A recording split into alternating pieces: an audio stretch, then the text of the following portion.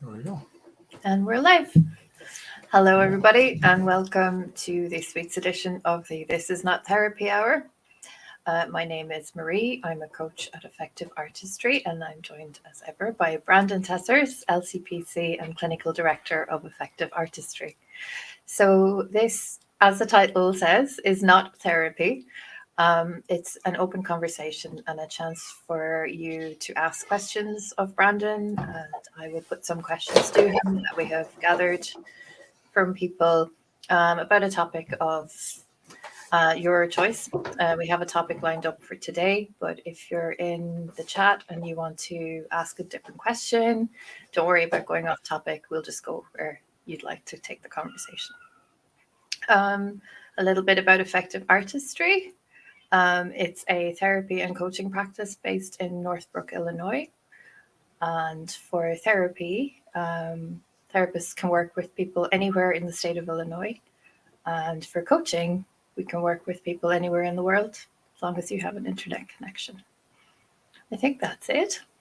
If you are going to put comments in the chat, whether you're joining us from Facebook, YouTube, or Twitch, just bear in mind that the comments will appear under your name, so you may want to keep that in mind. That's it, I think. How are you doing today, Brandon? Good.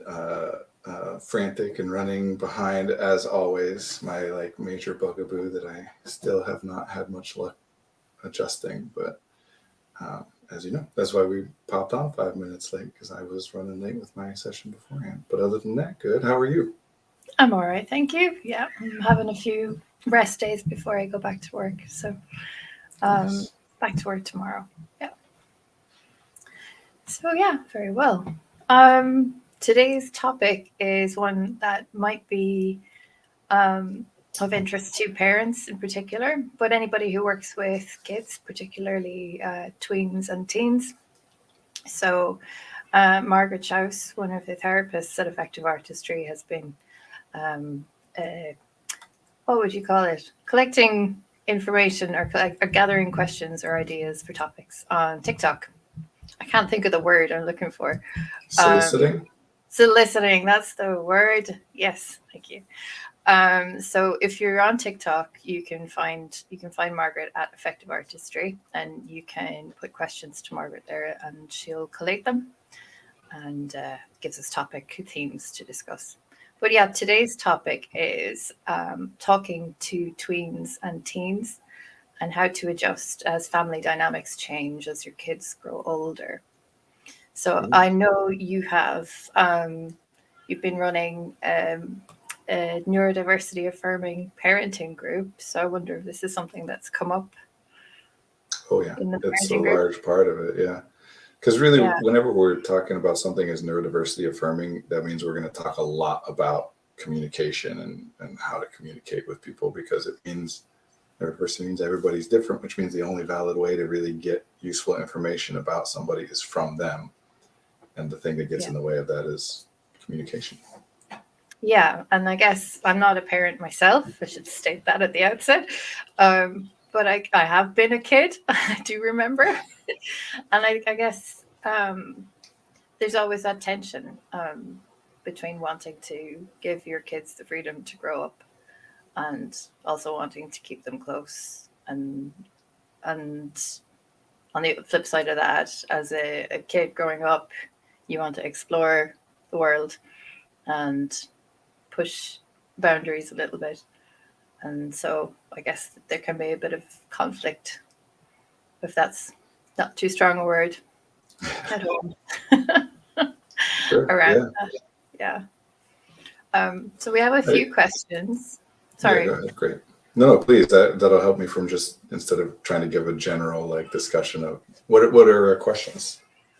Okay. So, how can parents work with changing family dynamics as kids get older? So I guess navigating adolescence and all the stuff that throws up in a household.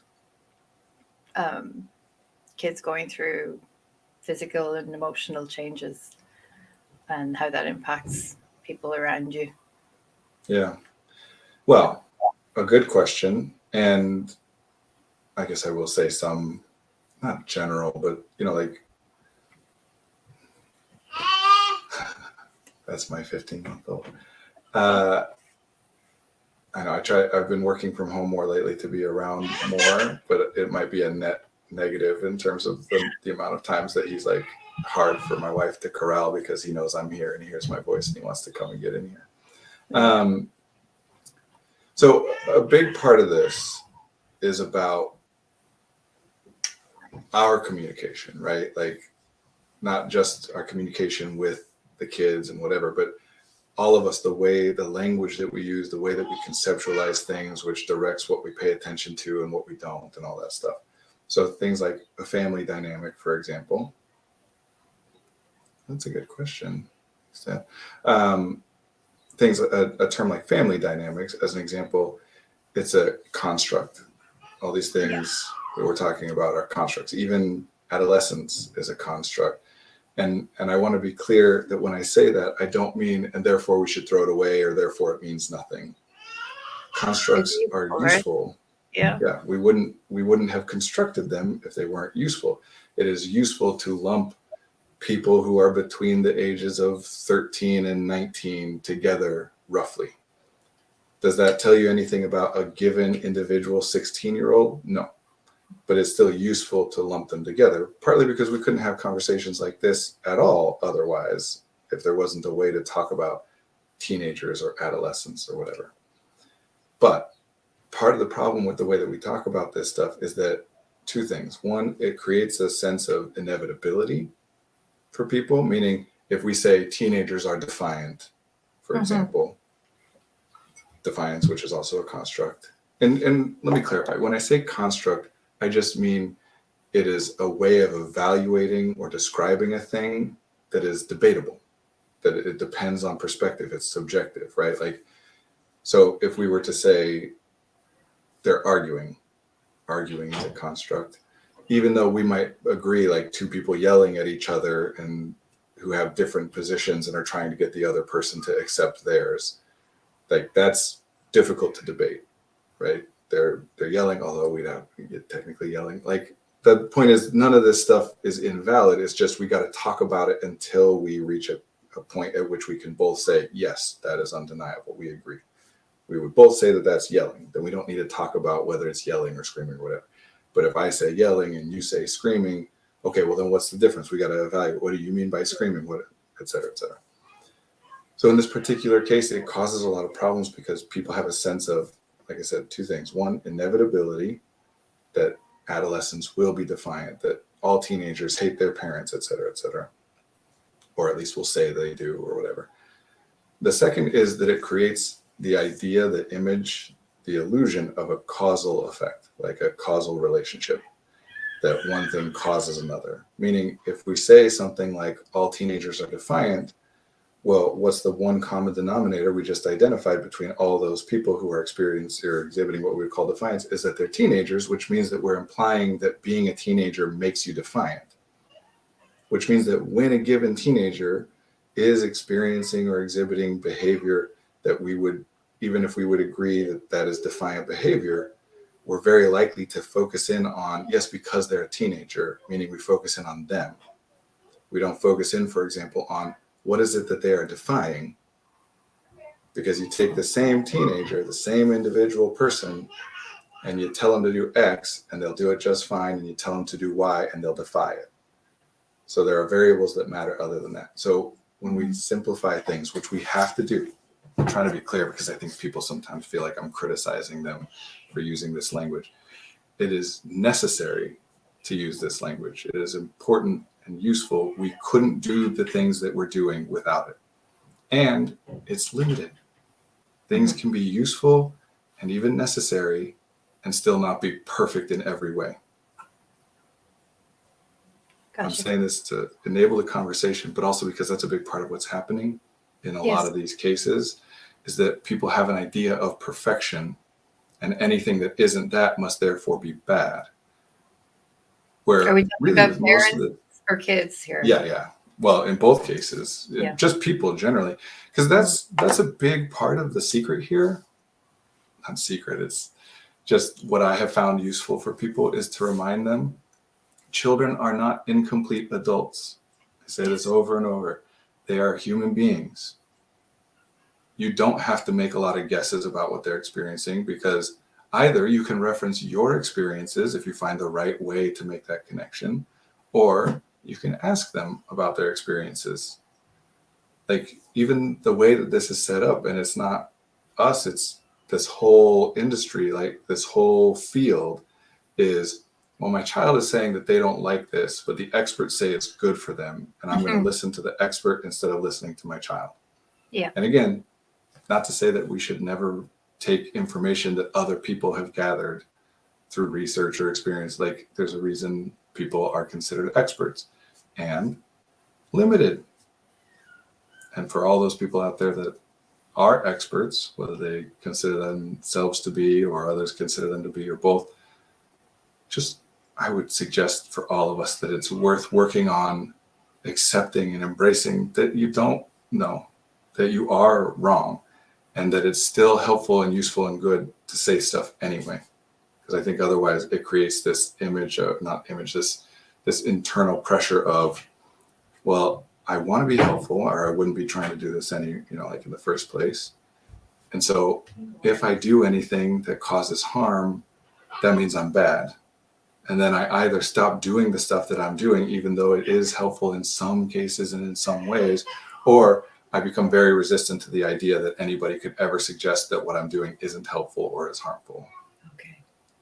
Everything we say is helpful sometimes and harmful sometimes. Yeah. Because that's really all it comes down to. There isn't a way to do this correctly. Of course not. Like, what would I or anybody else say? Like, what is it that we're even aiming at? What would be the best outcome here?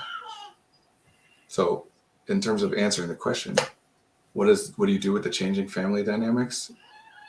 I can make general statements like experts do, and I will. But know that my statements are limited, and I don't know your family. And whatever changing family dynamic you're referring to is, you're describing a set of specific experiences and specific behaviors. Mm-hmm. And if we lump those into a larger category, that's helpful, because then we can address that category and it addresses a lot of things. But the larger the category we lump it into, the less helpful it's going to be in order to be able to do anything about it. So the central thing is tension. And it's not unique to tweens or teens. It's just tension. It's all human interaction. In fact, not even just interacting with other people. This is us ourselves. We are always at all times trying to do what seems best with limited information and ability to do that, right? Even instinct, which is a construct, we could explore as or define as an unconsidered response, but that would still be my brain and body as constructed without the intervention of conscious thought, doing what seems best to do in response to whatever the stimuli is, right? I'm breathing because my brain and body think it's better to breathe than not to, right? Is tension, and it's going to be wrong sometimes. So the best thing you can do is embrace that you're going to be wrong. That when something happens, like Marie, even you were a little bit shy about using the word conflict earlier as though it's a bad thing, because people will talk about it that way, right? Like, you don't want to overstep and suggest that people are in conflict, and they might get defensive and say, we're not experiencing conflict and blah, blah, blah. Well, whatever it is, you're going to experience some stuff you don't like. Call it conflict or something else. There's going to be stuff that happens that you don't like. That's good. Not meaning it's a good experience. It's an unpleasant experience. Right.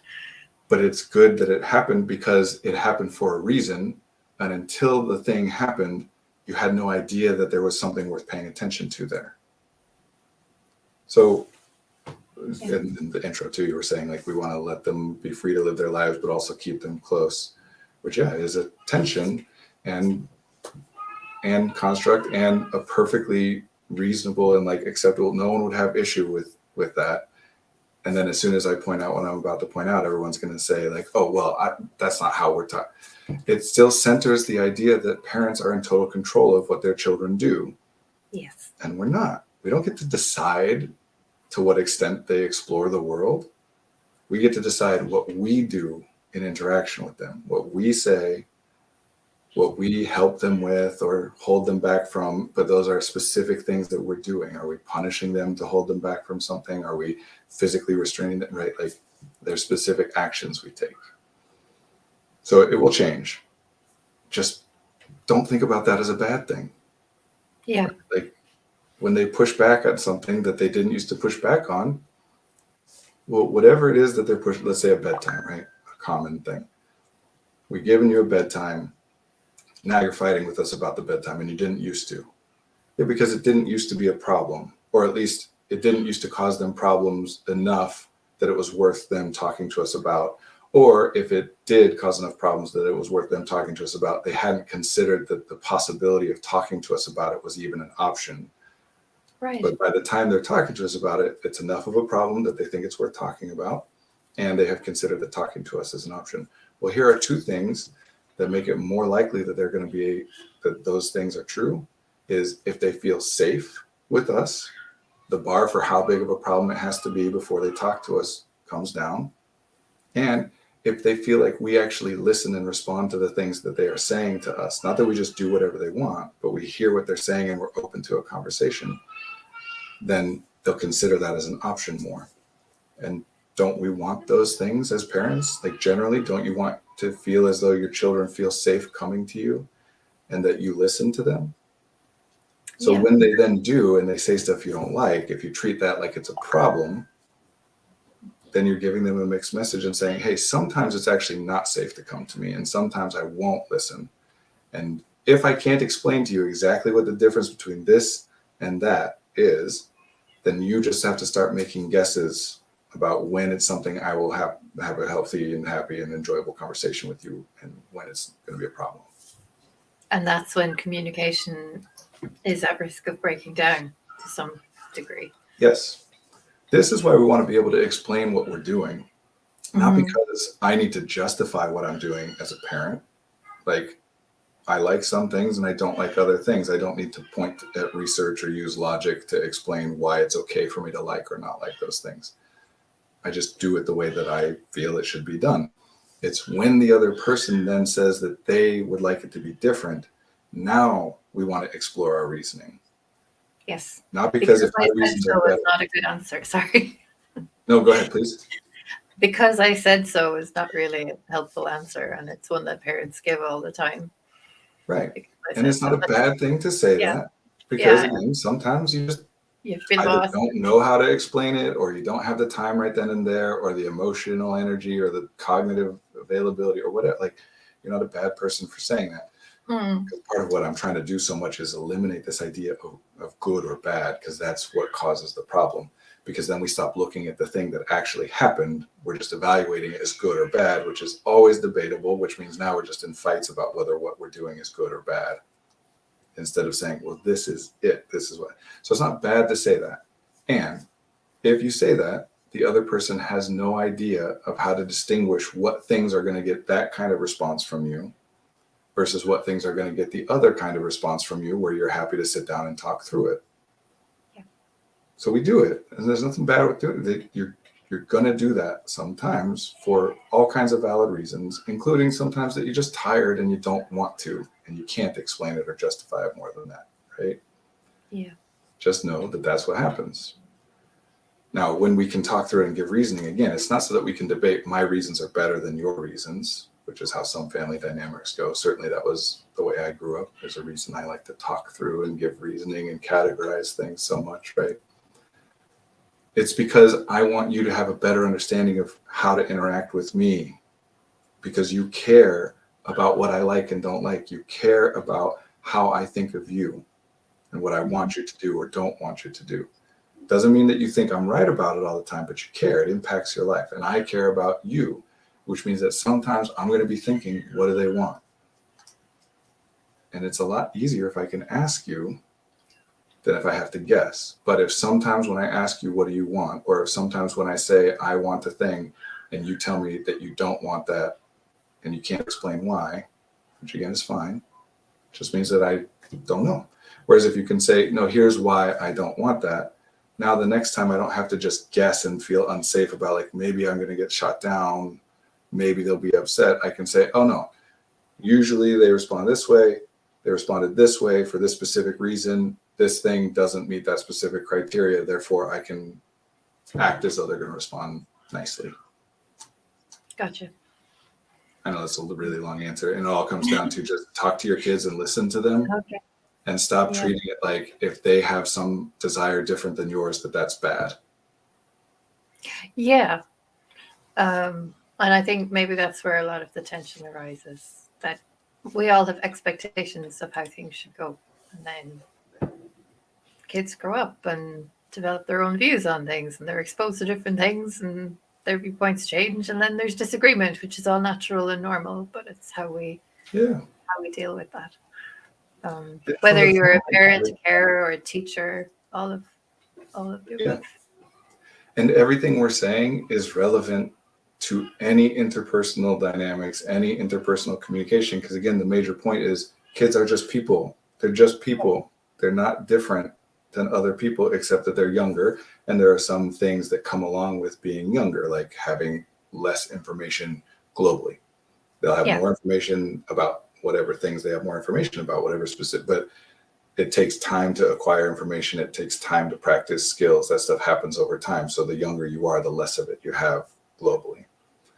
But that doesn't really let us make a whole lot of like specific conclusions, right?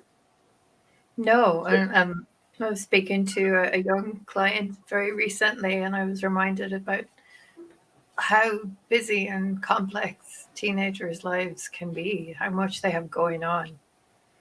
And they're not like happy, clappy, carefree. They've got their own. Their lives are exactly as busy as adults' lives are. Yeah. And 5-year-olds' lives are exactly as busy because we are all alive for the same amount of time. Every second, I'm alive for 1 second per second, just like you are. And here's the thing where, again, the colloquial language is useful, but it started to create some misunderstandings, some widespread misunderstandings. If we say something like, I don't have anything on my mind, or, my mind is blank, or whatever, right? Stuff like that. That's not actually true unless you're unconscious. If you're conscious, then the resources you have are being spent. You can say, I did nothing over the last hour, which is a useful thing to say. It gives an impression to the person you're talking about what your last hour has been like. It's not literally true that you didn't do anything, even if all you did was sit in bed and breathe. But that's still, like you're existing. Their days are just as full. Their brains are just as full.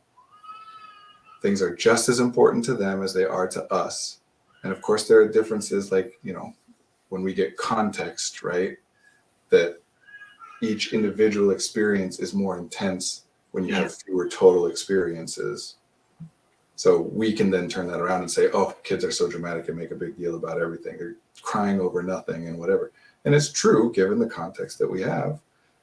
But when you have 10 total experiences in your life that you remember, one of them's a pretty big deal. Even if to us, it's like in the grand scheme of things, who cares? Like, think about if you are someone who had like crushes and stuff, and not everybody does, obviously, but if you were someone who had crushes and things when you were a young kid, think about how much that impacted you. Like, if your crush smiled at you, how much you thought about that, how you felt about that.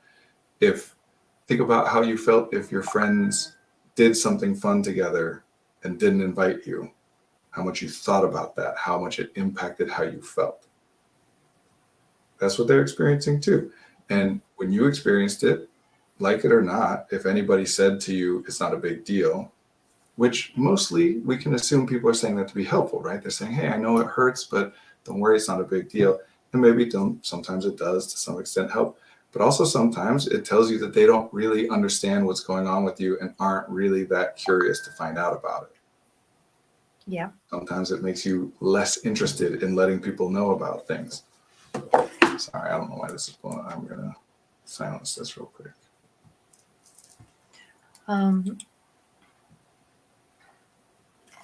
Just looking through the questions here. Yeah, so kind of related to that, we have one question here. How can I feel how can I feel a part of my teenage child's life when I feel they want me to always leave them alone or give them space? Um, I have a specific answer for that. But mm, again, I don't know what this is going to result in because we don't mhm. know the specifics. Just like we also don't know that that's a bad thing or they always want space is not true. Like Yeah. they live in the same house as you. Sometimes they're going to interact with you, even if it's to ask for something, right? Like they don't always want space. So just remember that's a useful way of talking about it. But if we then make the mistake of thinking that useful ways of talking about it are literally true, and we start you know, interacting with people as though they literally never want to interact with us, well, in this particular case, what does that mean? Is you lose all the information about the times that they do want to interact with you. Instead of saying, oh, they want to interact with me when they want something from me, which I can understand why somebody wouldn't like that and therefore wouldn't count as they want to interact with me, but they do. And then I can say, how can I use that? Meaning, if I say it's always this or never this, then I have one category of thing. And what am I supposed to do? I can't compare that or contrast that to anything else. If I can, if I have a separate category that they usually don't want to interact, or they often or frequently or mostly don't want to interact, want to be left alone, but sometimes they don't, then I can start to look, well, what is the difference between this and this, right? But as far as the practical answer to that, because this is a question that comes up all the time, remind me to come back to the unpractical about it because there's something I want to say. But practical answer to that is if you want to interact with them, you're allowed to want to interact with them. It doesn't matter if they don't want to in terms of you trying. Now, it might matter in terms of what you do then, right? Like if you want to hang out with your kid, go ask them. Hey, I want to hang out. If you want to play a game with them, go ask them. If you want to talk to them, go ask them. If you want to go on a walk with them, if you want to do anything with them, go ask them. Now, if they say, no, leave me alone, then, you know, sometimes you respect that and you say, okay, what you and I want different things and it's fine for you to want what you want and I'll do something else. And sometimes you push and you say, I get that, but also the things that I want are valid too. I know you want to be left alone. I want to hang out with you. Mhm. And it's not that we should always do what I want, but it's also not that we should always do what you want. So maybe this time we leave alone, but can we talk in an hour or why do you want to be left alone? Because a very common thing is I'm just doing something right now or thinking about something or wanting to do something right now. When I'm done, then I'm open to something else, which again, same thing adults do, right? Yeah. Like I'm busy. sometimes your Come back kids come to later. you and yeah, they say you want to watch a movie and you're like, oh no, sorry, not right now. And if we explain why, then they have more of an ability to suss out when it's worth asking you or not. And if we don't say why, then they just start to think, just like this person asking this question starts to think it's some pattern and it's about me and nothing else than that. They just don't want to be with me. No, that's not how it works. If that is the case, then you need to do far more and different things than asking a question of me, right? Like if it is literally true that a person, that a child, teenager, whatever, never, ever, ever wants to be anything other than left alone, Yeah. never wants to talk to you, then I don't know what that would be, but it would be something a lot more severe than we're going to talk about in a generic like Q&A thing here. Mhm. But again, it's not that they want to be left alone. That is one way of looking at it. They wouldn't say they want to be left alone, or they might because they've learned that's a way that you respond to or understand what they're saying.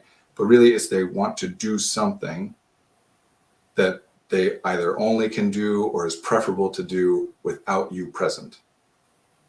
You're centering, they don't want to be with me. Well, what do they want to do? And again, a very common thing is they're playing a video game. Yeah. And in a lot of those cases, they actually would be quite happy to hang out with you if you were into playing the video game with them. If it's I multiplayer think together, you know. I think a lot of parents and carers might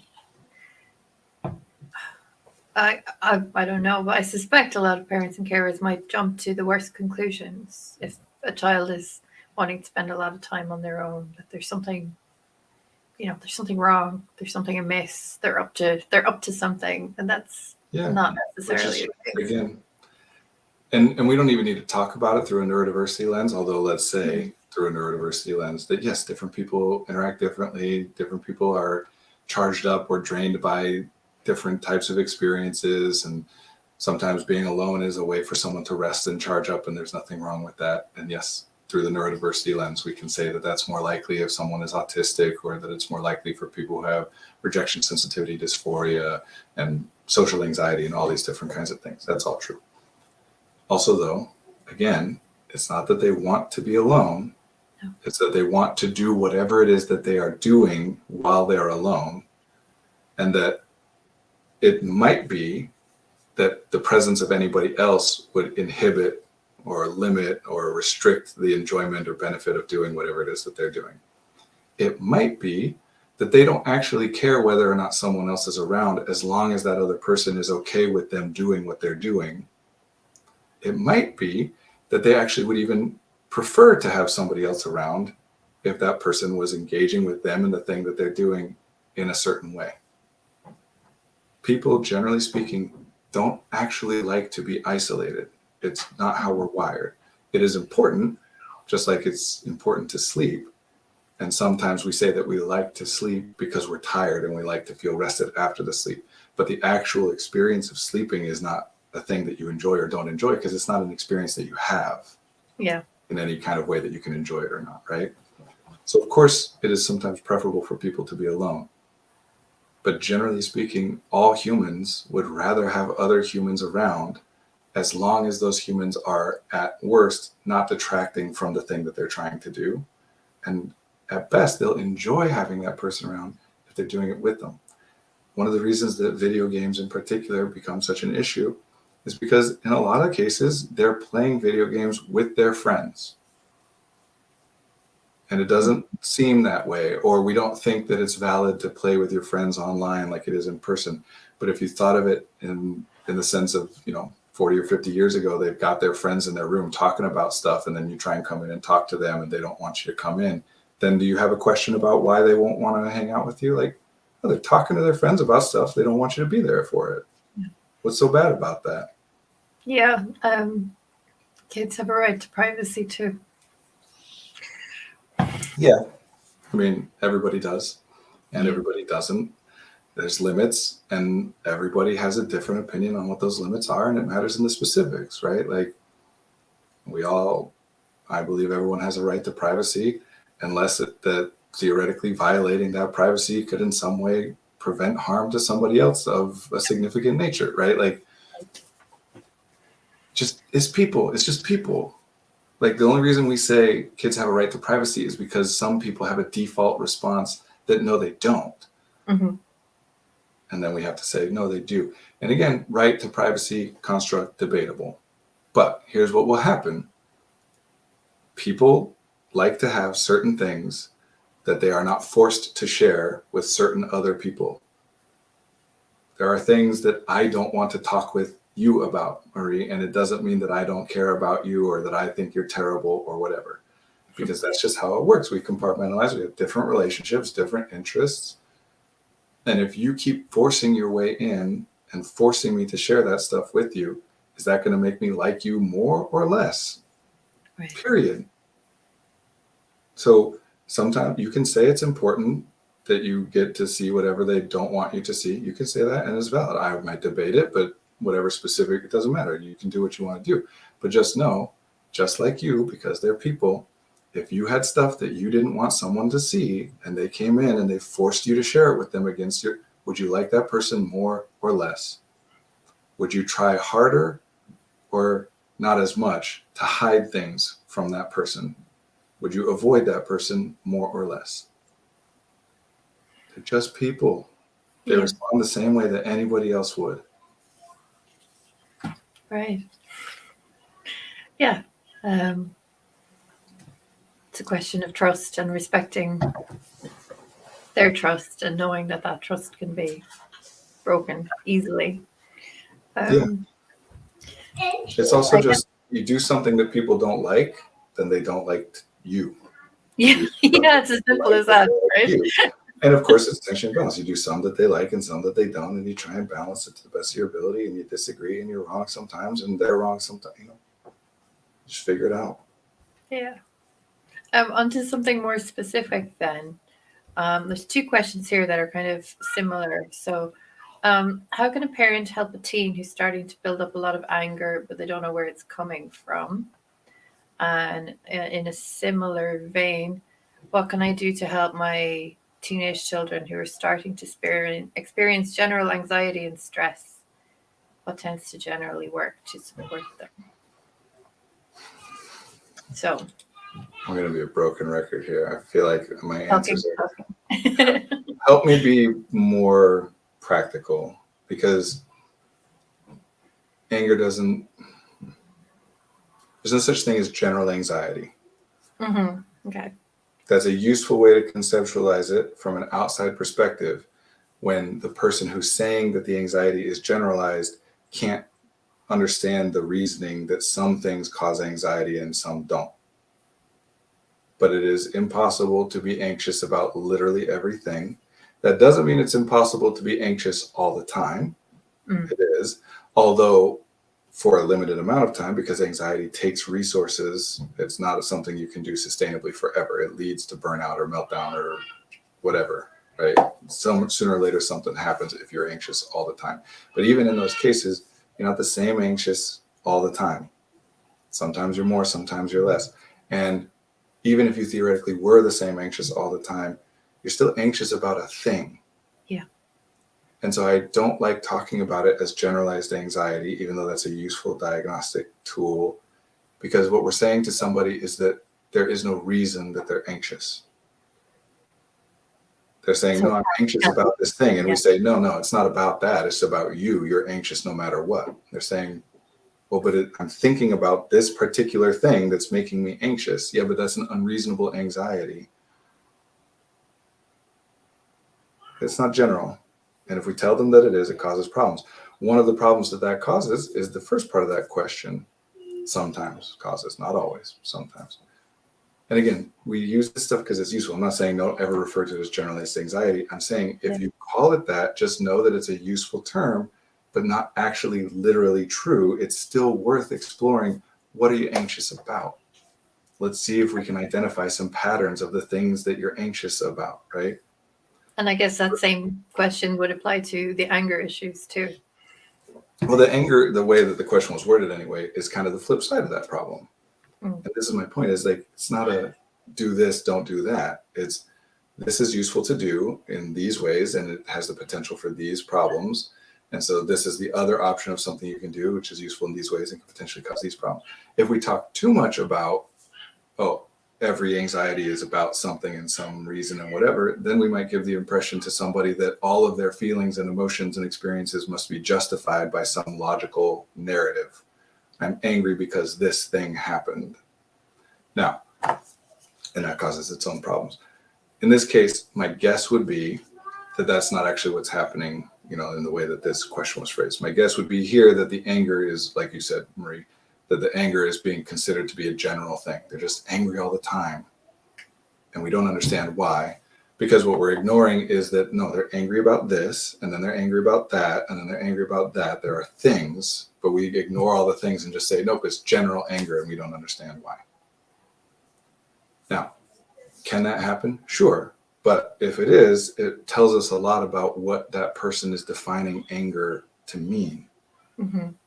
How much have you really discussed and explored what we mean by anger?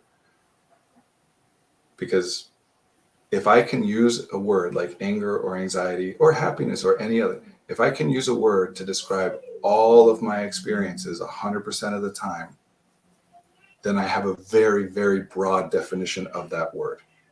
Right. And that doesn't mean it's inaccurate, but it's not useful, which is why we're being asked this question in the first place. If you define that all as anger, what are you going to do about it? No, what are you going to do about all of your feelings all the time? There's nothing to do about all of your feelings all the time. So you can call that anger, but then scale the anger or something. divide it up into subcategories so you can start looking. There are reasons. Maybe I should clarify this. There are reasons. We cannot know what the reasons are. It's important to know both of those things. If I'm angry, there are reasons for it. I and any human, we are too limited to be able to accurately say what exactly all the reasons are. Even if we can accurately identify a reason or some of the reasons, we don't know of all the other things going on what is relevant there, right?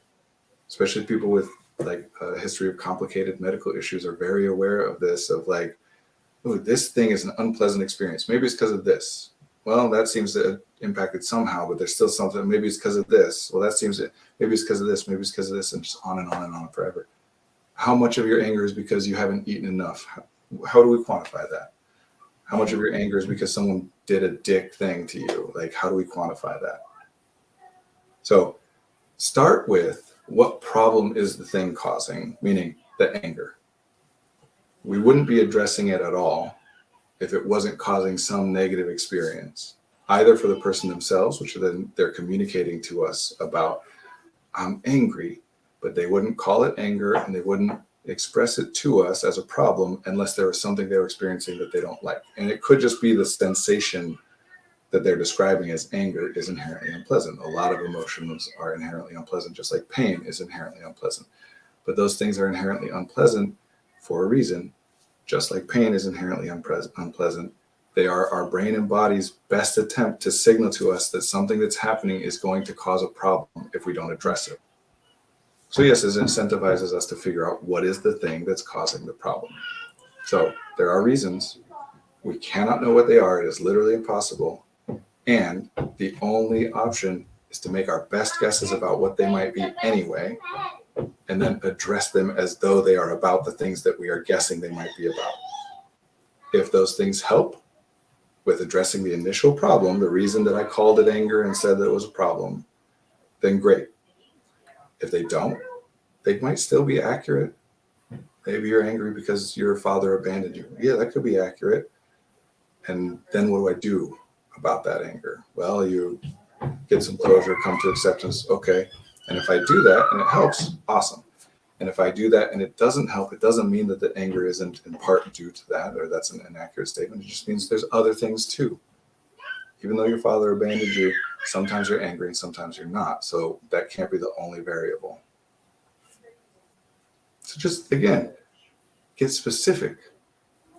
A lot of this is just expert culture.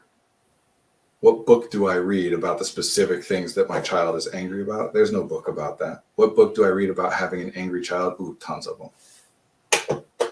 Which comes down to parents are terrified that they're doing the wrong thing, that they're being bad parents. Yeah. We want to be good parents and not bad parents. Yeah. I'm not going to try and convince anybody that they shouldn't want that. I agree. That's a good thing to want. It really is. What the hell does it mean? Yeah. Is it good to let your kids play as many video games as they want? Is it bad to let them play as many video games as they want? Both of those are debatable, because what does good or bad mean? Even if we get more specific and say, well, research shows that time spent playing video games correlates with higher IQ. And even if we then say, well, higher IQ is a good thing, which is still an opinion, but even if we accepted that, then that still doesn't mean that your individual child will be smarter than they otherwise would have been because they're playing video games. Parents are trying to make sure that we don't screw anything up, which is impossible, because screwing something up is just a way of talking about, oh, this thing happened that we don't like, and we can look backwards and say that had we behaved differently at some previous point, maybe it would have gone differently. Sometimes pretty confidently can say it would have gone differently. You know, if I didn't smack that glass of water, it wouldn't have fallen, is a pretty confident assumption. But you still can't know. Maybe someone else would have smacked it. Who knows? We get too tied up in hypotheticals, and we're in our own heads rather than just listening to our children who are real people. This was the thing I was going to say earlier when I said, remind me to come back to this. Oh, yeah. I see articles about this all the time, including people who are doing research, like actual academic research about this. are parents too controlling? Are parents these days too safe with their kids? Kids these days don't get enough opportunity to go out and make mistakes and explore things independently, and that's the problem. And what is hilarious to me about that is the hypocritical nature of the statement inherently. I'm not saying I agree or disagree with the statement. Many people agree, many people disagree. But what is the statement saying? If theoretically parents are being too safe and controlling with their kids, how would we know? Meaning, there is something that those children are doing that you think is a problem.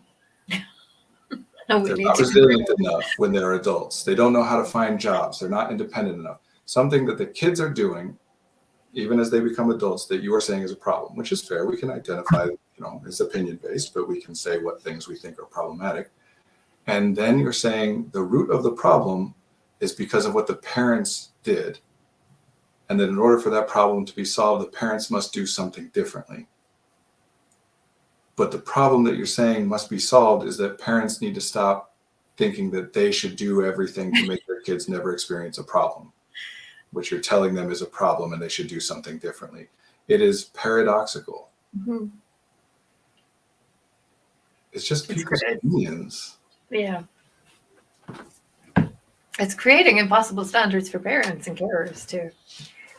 Because, literally impossible. Yeah. Not just like difficult to achieve. Literally impossible. Tell the parent whose child died in an accident when they were unsupervised for a moment that parents these days are too safe and controlling. Mm-hmm. What the hell do you mean? All the time, in all ways, parents should never supervise their kids? No, you just mean that you think there's an appropriate way in which to supervise your children and help them keep safe, and that you think that a lot of people do it differently than that. That's it. But we find all this stuff all the time, right? You should do X with your kids because it's healthy for them. And then 10 years later, actually turns out it's really unhealthy to do X with your kids. Because we don't know. No.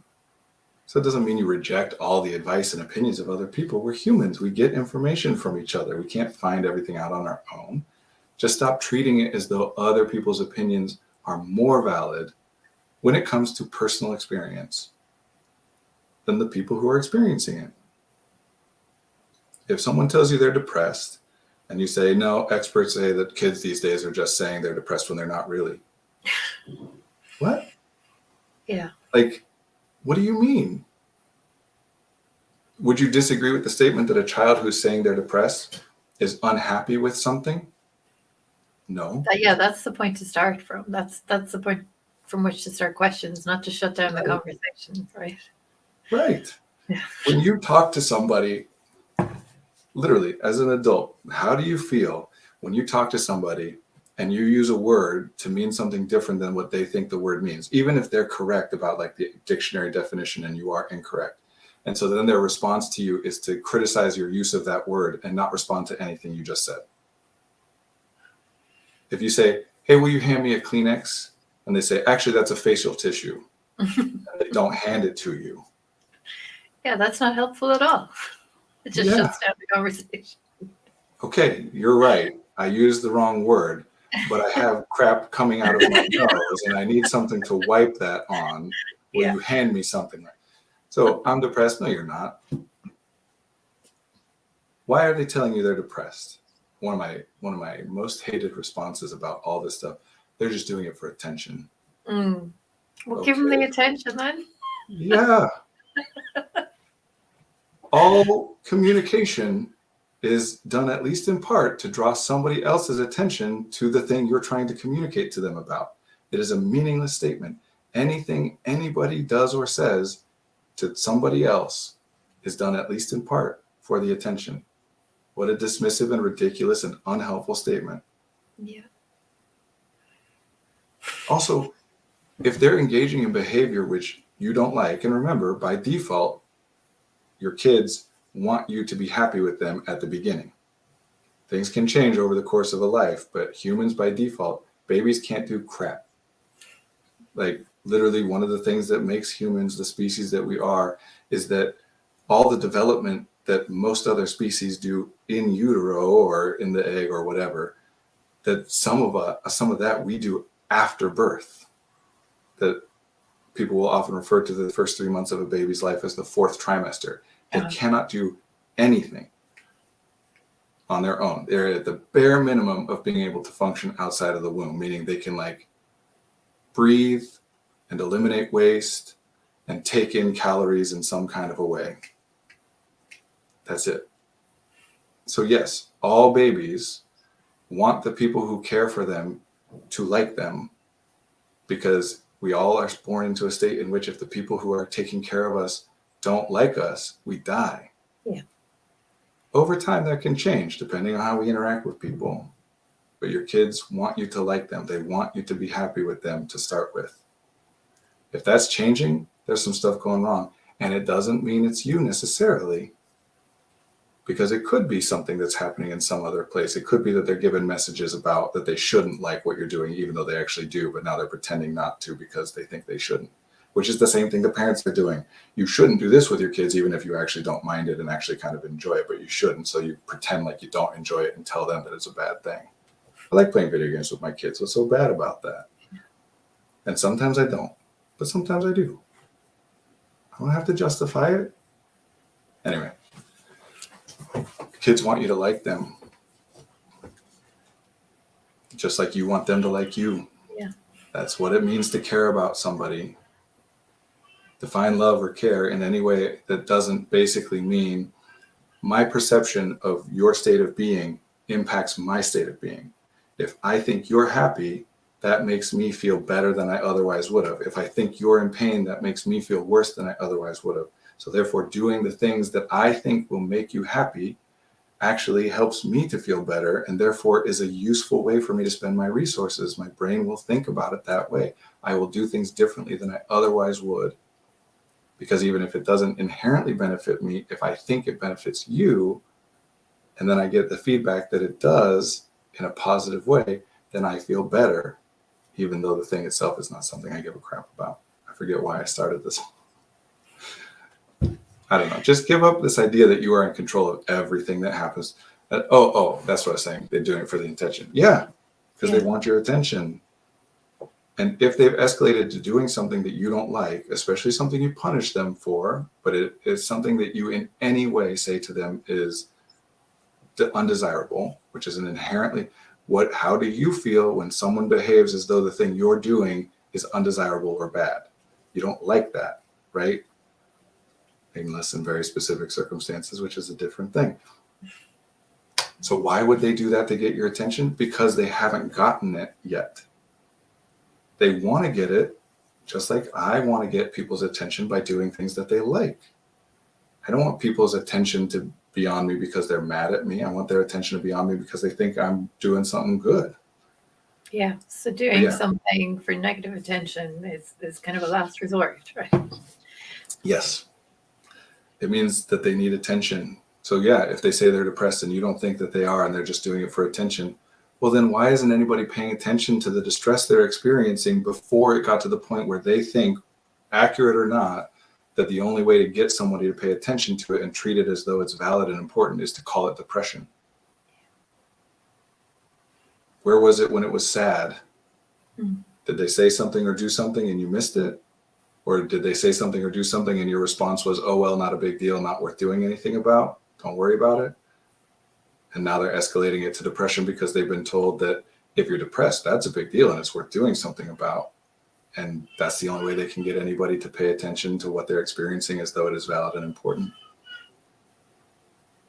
Also, depression is just a word. Right. Yes, there is a condition we call major depressive disorder. Depression is just a word. Are they faking their tics?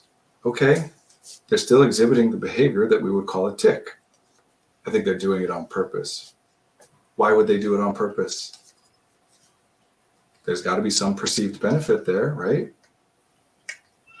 And how are you so sure that people who have tics that are involuntary, that their system, their brain and body, isn't doing that tic in response to something that could be addressed in some other way? Like, for example, a lot of people's tics just happen to be verbal tics, happen to be in the language that they speak. So that can't be purely biological, right? Unless it's accessing some part of the biology which was shaped by their experience. It's kind of like the example I keep using is, I don't care how transphobic you are or how much you think like trans isn't real and blah, blah, blah, blah, blah. Can you disagree with this statement? There are some people who, for some reason, seem to not say, I won't even say seem. There are some people who, for some reason, enjoy identifying with a gender that is different from the sex they were assigned at birth. You be transphobic and still say those people exist. Yeah. The debate is whether you think it's okay or what you think the reason is, or whether they're being honest about their reason, and who cares? Right. Well, they're just doing it because of the way that the patriarchy impacts our culture. Okay, but that's also something you could say about literally anything. I only eat food the way I eat it because of the way the patriarchy impacts our culture. Like, because that is an indefinable thing. They're doing it for attention. Okay. So what's wrong with that? Yeah. They're doing it because it's popular. Okay. What's wrong with that? It all just starts with I don't think they should.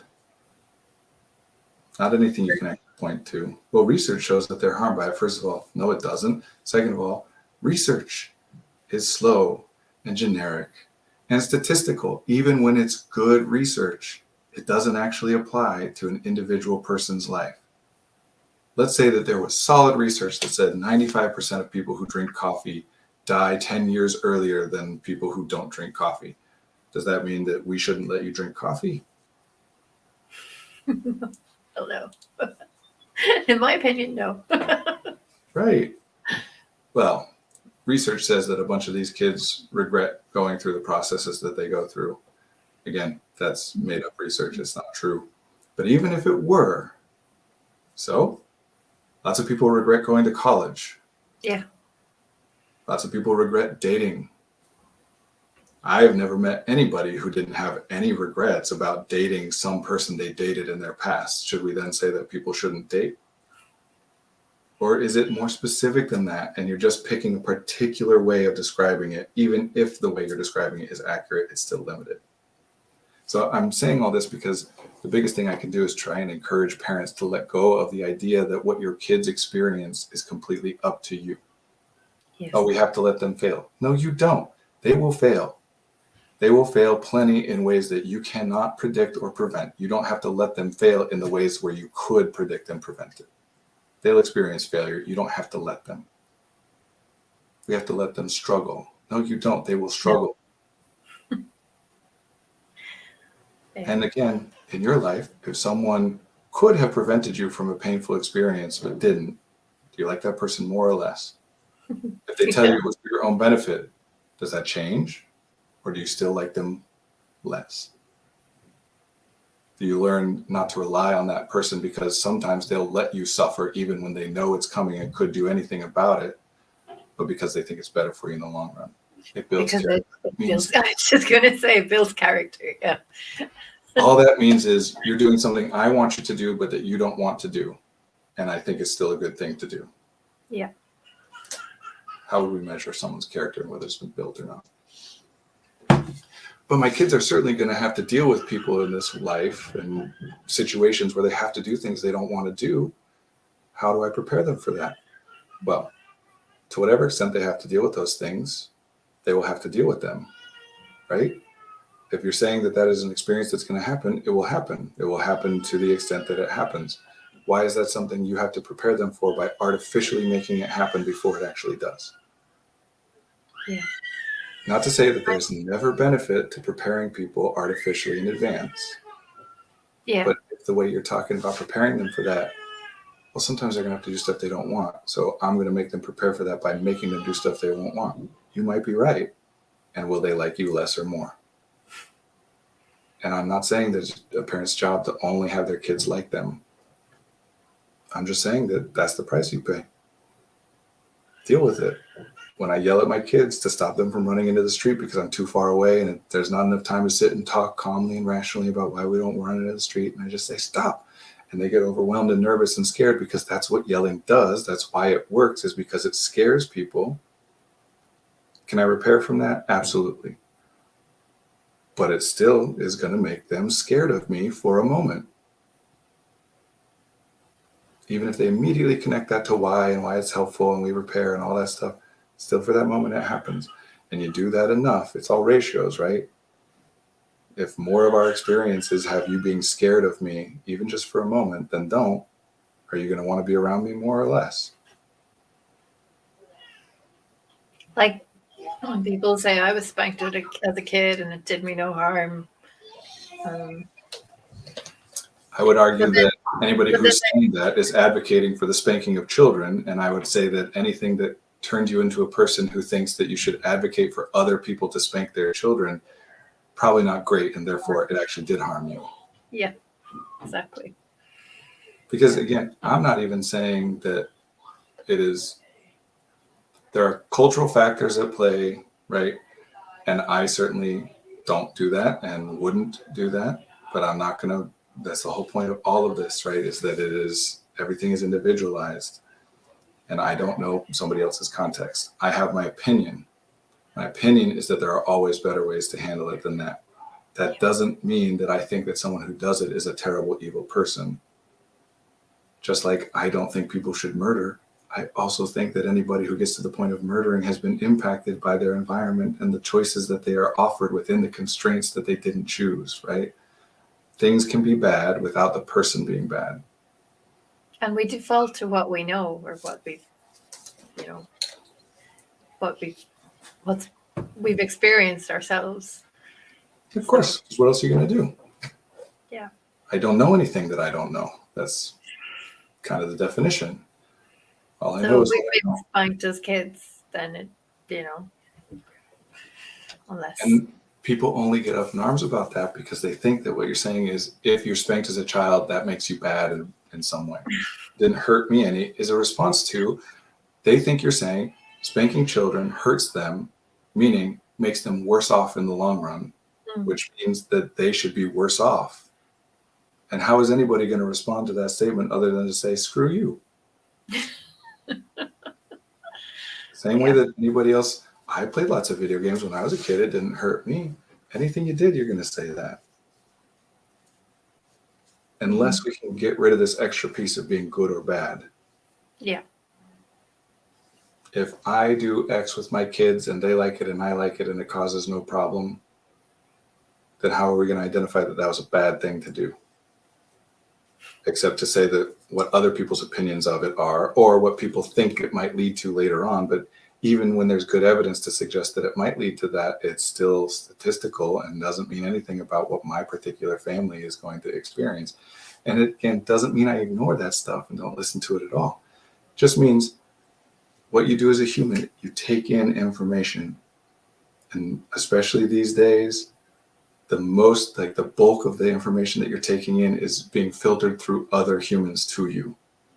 Because we know way more than any one person could figure out in their lifetime. We can only get that stuff. Even language itself, like it's all filtered through other people. So you take all that in and it impacts you the way that it impacts you. And then you have impulses and desires and reactions and responses. And you just trust that those are the best that they can be, unless you can identify a specific reason that it might not be. But once you start saying my impulses can't be trusted at all, then you just can't do anything at all. So think of it this way. What is pain? Why do we have the ability to feel pain? Because it's our brain and our body making its best assumption that this is, if not addressed and changed, something that will cause us greater harm in the long run, potentially even killing us. Is that always true? No. We're constantly doing things that hurt because we think it's actually better for us. If I'm diabetic and I prick my finger to take my blood, I'm doing that because it's helpful. I believe that it's helpful to me, but it still is going to hurt. Well, here's the flip side. People will talk about that. I don't ever hear people talking about the flip side. What is enjoyment? Why do we feel it? Because our brain and our body is doing its best to assess that this thing is actually something that is good for us to do in the long run, and that we'll be better off the more that we do it. Are we always right? No. But unless you can identify a specific reason that you're not, best to just assume that you are until you learn otherwise. And that's back to the beginning. Problems. You interact with your kids in a specific way because you think it's the best way to do it. And then if and when something happens and you connect it to the thing that's been happening, oh, okay. Doesn't mean what you were doing was bad. It means there's tension. You go too far in a direction, you get corrected. Ridiculous example, but I've been having pain in my shoulder and in my arm that just don't quite understand on my left side consistently. Well, guess what I just realized? You might have even noticed me fiddling with this at the beginning of when I cross my legs. You won't be able to see it. When I cross my legs when I sit, which I frequently do, in large part because of the size of my body, I'm tall and how chairs are built and whatever. If I cross right over left, it's a lot more comfortable. I can fold them over more. If I cross left over right, it doesn't bend all the way and it's more like a figure four. Mm-hmm. So over time, I'm more likely to cross right over left. And in the chair that I'm sitting in, which has an arm to it, which I've been sitting in more recently as I've been working from home more, if I cross right over left, that means I'm leaning to my left more. And therefore my left elbow is on the armrest. Yeah. And my right elbow is not. So there's some pressure for hours and hours a day on my left because most of what I'm doing when I'm sitting in this chair is talking, not typing. I'm sitting like this. Does that mean I'm bad to have sat like this? No. But I shouldn't have sat like this? No. I should have changed it before? What possible reason would I have ever had to even have noticed that I do this? But when it starts to hurt, and then I start thinking, what is it? Did I overwork myself? And I try different things and I keep thinking. And eventually I think, oh, maybe it's this. And because of that, I sometimes force myself to sit differently. And if the pain gets less, does it even matter whether my theory was accurate, that that's why it was happening? Right. If it works, it works. Right. Yeah. So do I need to be able to identify it's bad to sit that way before it causes me a problem? No. Is it beneficial to be able to do that sometimes? Sure. Yeah. Identify it before the problem means you prevent the problem. Great. But you can't do that all the time. You can't notice everything. So when a problem happens, you don't say, dang it, I forgot to prevent this problem. You just say, oh, this is good information. I should do something about this now. If you treat it as, oh no, I'm bad because I didn't prevent this problem, all that does is makes it when anybody points out a problem to you that you have now been incentivized to argue with them about whether what they pointed out is a problem or not. If your kids say to you, I'm upset about this thing, and you think you're bad for not having prevented it, you are now incentivized to tell them that either they aren't actually upset about the thing or that they shouldn't be. Instead of just saying, oh, I didn't think that was problematic, but now you're telling me it is. Let's explore it. Can we definitely change it the way you want? No, not always, but let's think about it. We just didn't have reason to think about it before. Or sometimes it is something that I've thought a lot about and the kid's not bringing any new information to me. And so then it's like, yeah, nothing's going to change here because I've already considered it. I hear you out still because maybe you know things that I don't. But if you're already telling me stuff that I've already considered, like, I'm probably not going to change it. And sometimes I change it for no other reason than because if not, they're going to be real whiny about it and I don't want to deal with that. Thing. Just like sometimes they're going to do stuff because if they don't, you're going to be some kind of a way that they don't want you to be. Yeah. Just relax. Nobody likes cleaning the room, but probably if you clean your room, then listen to somebody berate you for not cleaning your room, right? Exactly. That's just what it is to be human. It's all tension. So just everyone relax. Relax. Yeah. Relax, then you can try things. Yeah. If you relax, if you do something and it results in something that you didn't want, I don't want to hurt somebody. I don't want my child to not like being around me. And I'm doing this thing and I'm doing this thing. And then all of a sudden it becomes apparent that doing that thing resulted in them or contributed to them not wanting to be around me. Well, what's the most logical thing to do is to say, oh, good to know that now, because now I can make adjustments and change it so that I'm getting what I want as much as possible. If when I notice that, I feel bad, I feel shame and guilt, oh, I'm the worst.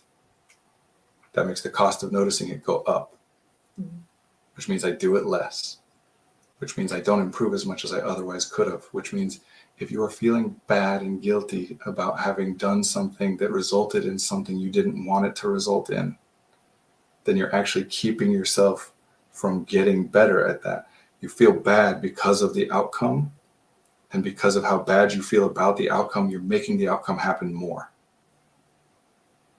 It doesn't help anybody for you to feel guilty about it. All it does is communicate to other people, oh, I didn't want that.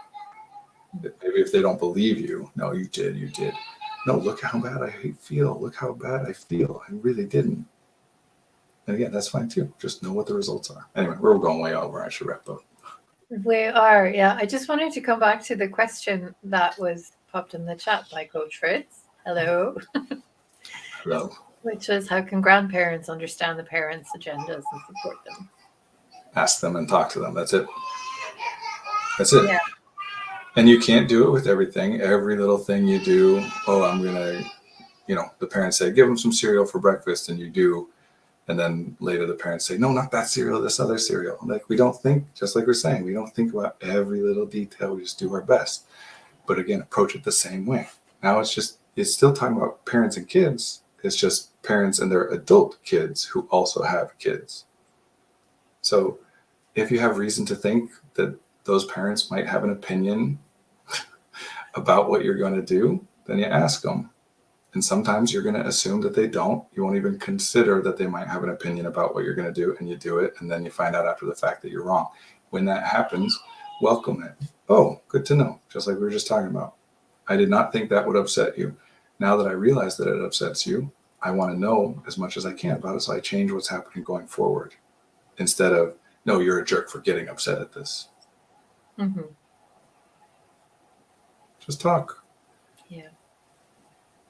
And I guess, I don't know where I was going to go, but let go a little, I guess. Let go of the need to be right.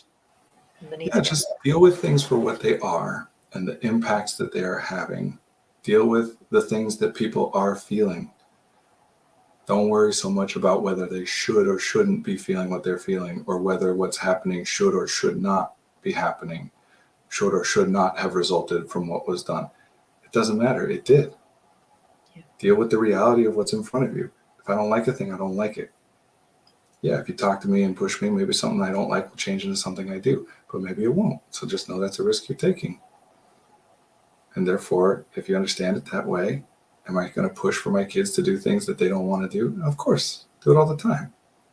But I'm going to understand that there's a risk that if it doesn't work out, they're not going to like that I keep pushing them, which means that I'm paying very close attention. And if they keep pushing back and keep pushing back, like where's the limit at which I say, okay, I trust you now. You've tried it enough. You still hate it. I'm not going to push you anymore. There's no right answer to that. But depending on how you approach it, it's going to impact when you listen. You're going to make mistakes. Relax. It's what happens. Babies are very fragile, like we were just talking about. Humans are also incredibly resilient. We all fall and hit our heads. Like, we're built for that. Yeah. And even if that means that you're not as smart as you could have otherwise been, what the hell are you talking about? You're going to go to an alternate dimension in which the kid did not fall on their head and see what that person's like and compare. Like, it's a thing that happens. We don't like it to happen, so we try to prevent it. Sometimes we don't realize that there's something that we needed to pay attention to in order to prevent it, and so we don't pay attention and don't prevent it, and it happens. And then you say, oh, okay, good to know. I should not let them play by that thing like that again.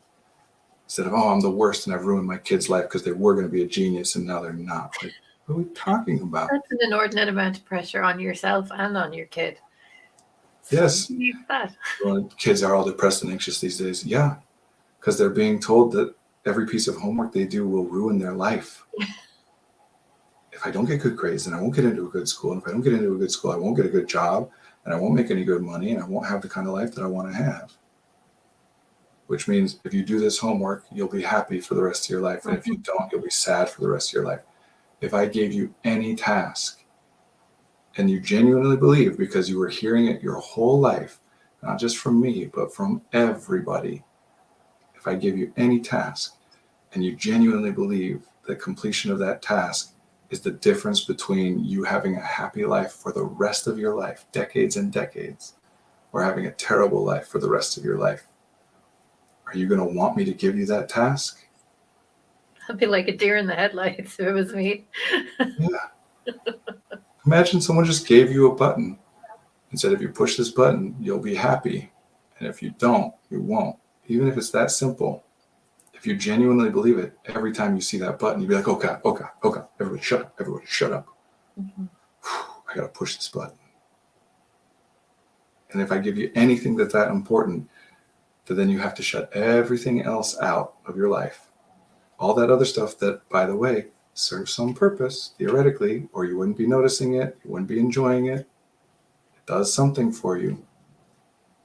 But now you got to shut it out because you just got to push this button for 2 hours a day. Come on, you're capable. I want to push the damn button. You know how to push the button. You just don't want to. You are capable of pushing the button. I know I'm capable of pushing the button. There are other things too, though. And you keep putting something in front of me for 2 hours a day and telling me if I don't do this thing, I'm ruining my life. So of course I'm going to do it. But if, for example, one of the things that I cut out in order to make room for that is sleeping, then I'll be more tired the next day and a little more tired the next. If I sleep less than I otherwise would have, I will get more and more and more and more tired as time goes on. And eventually, even pushing the button becomes very difficult. But it's so important that I can't sleep, which would make it a lot easier. Yeah, talking to friends is rest. Playing video games is rest. Reading books is rest. Sleeping and napping is rest. Doing the things that you enjoy is rest. If we tell people, especially kids, that doing the things that you enjoy actually detracts from your ability to do what is important, then they will get worse and worse and worse over time. They'll still do it, but it will cost them more. And eventually their ability to do it will slip because that's why we rest. Not because we like it. We like it because it is necessary. Anyway, going on and on. Well, What were you going to say? I was just going to say, eventually, things they might even like doing at school or whatever start to feel like punishment because there's no room for rest. Couldn't tell you how many people I've talked to that are like, oh, I used to love reading. I was a voracious reader in middle school. Now I never read. Yeah. And nobody, like, we just treat that like it's an individual thing. You got to rediscover your love for reading. Why is nobody saying, if this many people who love to read go to high school and then never read again, maybe there's something about that experience that intrinsically is at least very likely to kill someone's love for reading. And if we think it's a good thing to love reading, which we do, or we wouldn't be teaching it the way we are, then maybe we should address the thing that we're doing that kills people's love of it. Anyway, instead of just telling everyone, no. Even though everyone responds to this the same way, you're still wrong for responding this way. How many people have to tell you that what you're doing hurts before you stop thinking, all these people are so weird that they're responding like this thing hurts them even though it doesn't? How many people have to say it hurts before you say, I guess this thing hurts people even though it doesn't seem like it should? Yeah. All right. Good to be with you. And you. Yeah. Thanks. And thanks for your comments. And hopefully see you this time next week, if not sooner. Yeah. All right. Goodbye, viewers. Bye, everybody.